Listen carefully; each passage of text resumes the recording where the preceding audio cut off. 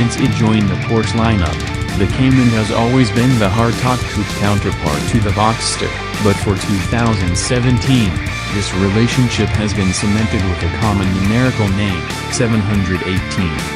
The modifier comes from a race car that competed in the late 1950s and 60s, and like its modern namesakes, Granddad was powered by a 4-cylinder engine. One more difference pertains to newfound parity between the models.